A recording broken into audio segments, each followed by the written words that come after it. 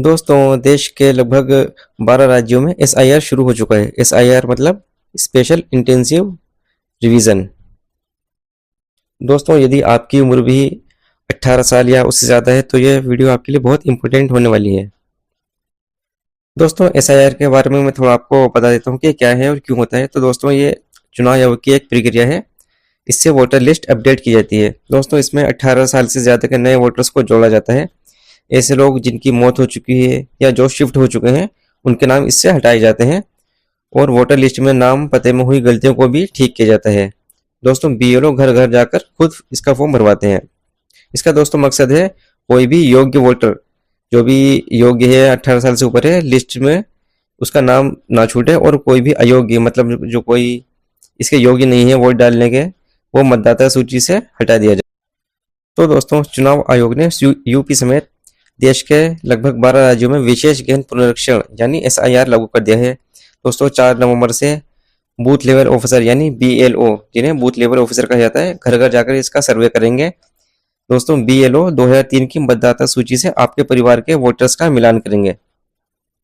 दोस्तों, अगर इस सूची में आपका नाम है तो बीएलओ चुनाव आयोग द्वारा जारी की गई ऐप प्रो फार्मा में इसकी जानकारी अपडेट कर देंगे।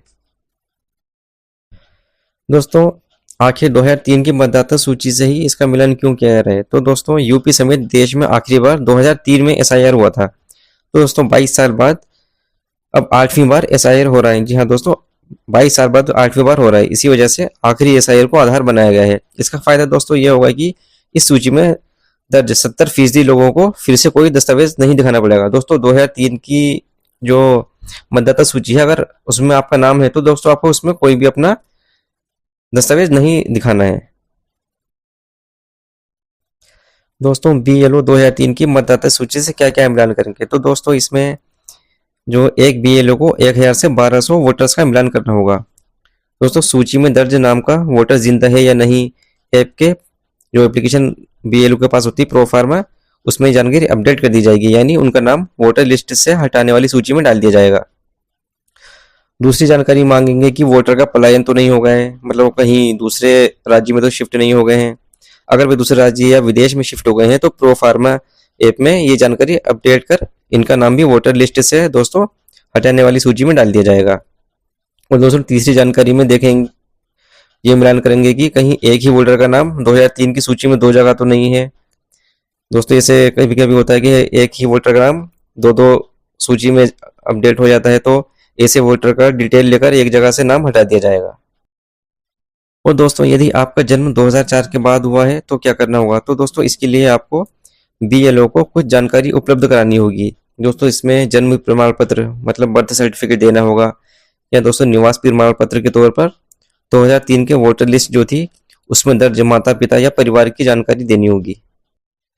दोस्तों, अगर आपका जन्म 1 जुलाई 1987 से पहले हुआ है तो आपको क्या करना होगा? तो दोस्तों, इसके लिए अगर आपका नाम 2003 की लिस्ट में नहीं है वोटर लिस्ट में, और जन्म आपका 1 जुलाई 1987 से पहले हो चुका है, तो चुनाव आयोग की ओर से मान्य 12 दस्तावेज में से कोई एक दस्तावेज बीएलओ को दिखाना होगा, जो बीएलओ ऐप के प्रोफार्मा में अपडेट कर दिया जाएगा। तो दोस्तों, चुनाव आयोग द्वारा मान्य कागजात की लिस्ट में आपको बता दे रहा हूँ। इसमें दोस्तों पहला जन्म प्रमाण पत्र यानी कि बर्थ सर्टिफिकेट, दूसरा दोस्तों पासपोर्ट है या जाति प्रमाण पत्र आप दिखा सकते हैं, मूल निवास प्रमाण पत्र दिखा सकते हैं, या परिवार रजिस्टर की नकल, या दोस्तों वन अधिकार प्रमाण पत्र, या 10वीं या कोई और पढ़ाई का सर्टिफिकेट, हाई स्कूल या 12th का सर्टिफिकेट, सरकार द्वारा दी गई जमीन या मकान के कागजात, या दोस्तों 1 जुलाई 1987 से पहले का सरकारी आईडी या सर्टिफिकेट कोई अगर आपके पास हो तो, या दोस्तों सरकारी नौकरी का पहचान पत्र या पेंशन का कोई कागज आपके पास हो, या फिर राष्ट्रीय नागरिक रजिस्टर यानी एनआरसी का कोई कागज यदि आपके पास है तो वो आप बीएलओ को दे सकते हैं।